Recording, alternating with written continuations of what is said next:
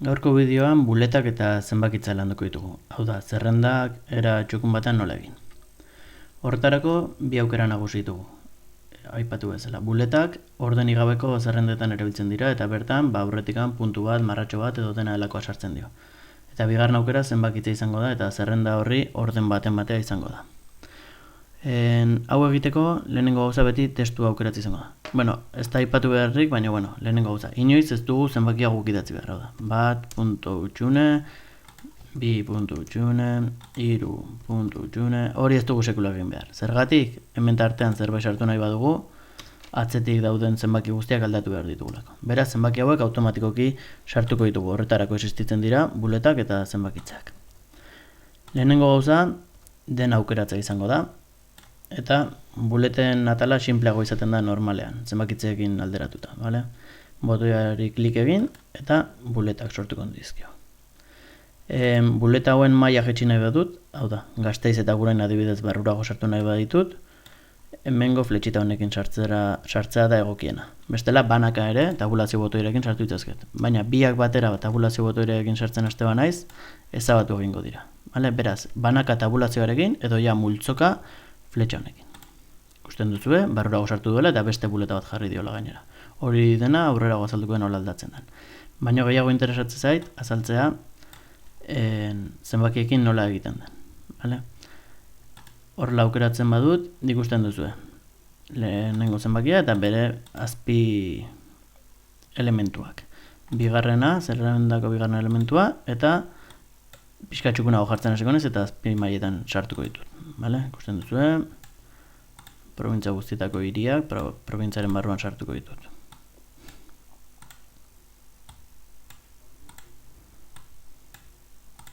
Vale.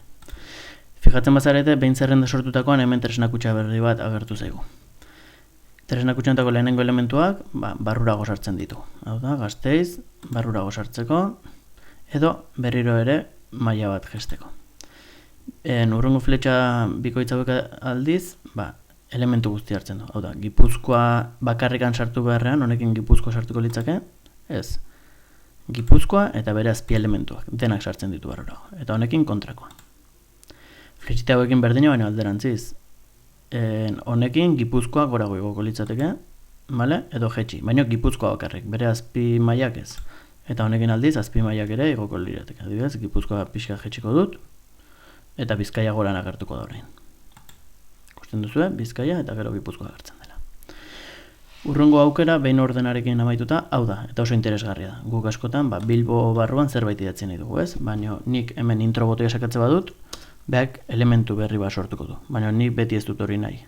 Orduan, hori kendu, eta botoia hau sakatzen badugu, bertan, tarte berri bat sortuko dugu, baina idazteko aukerarekin.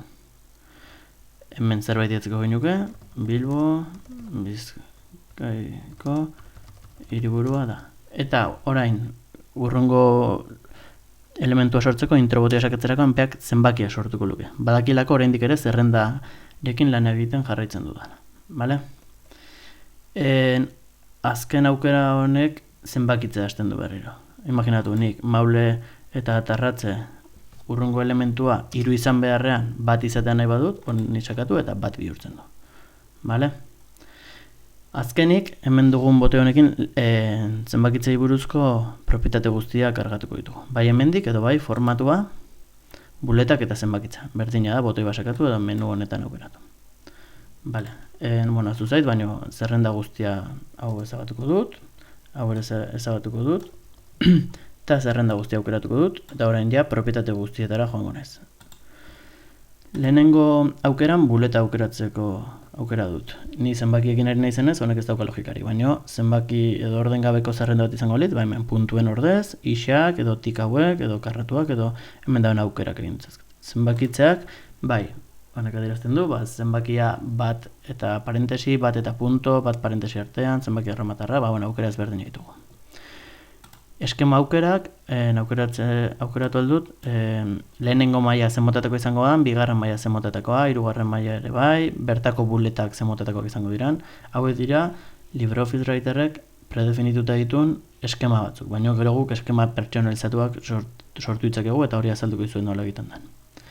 Urrungo aukera, irudi hau, buletak, beste mota batekoak, koloreekin eta forma ezberdinekin egiteko aukera ematen du. Eta azkeneko bi hauek dira niretzat garrantzitsuena, kokagune eta pertsonalizatu. Kokaguneak egiten duena da, hemen ikusten duzu lehenik eta behin mailak ditut. Hau da, kontuz zer dauzuen aukeratuta propietateak aldatzen hasi aurretik. Mailak esaten digu, lehenengo maila ze zentimetrotara egongo den lerrokatuta, ze tabulazio duen, ze koska, hemengo zenbakiak aldatuz, tarte handiagoak edo txikiagoak utziko genituzke.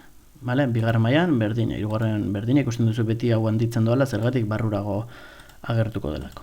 Eta azkenik pertsonalizatu atalean, hemen ja buletaren, lehen esan dizuet eskeman batzu pertsonalizatu daudela, pertsonalizatuan ja gu sortuko genuke guri gehien gustatzen zeguna. Adibidez, lehenengo maila nahi dut izatea zenbakiak gainera bat zenbakiarekin hasiko dira, hemen aldatzen badut, bitik hasiko litzateke, segun eta zerrenda konkretu batekin nahi badut.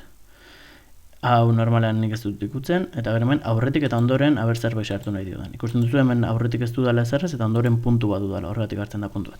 Hemen parentesi bat jarriko banu, ondoren parentesia izango luke.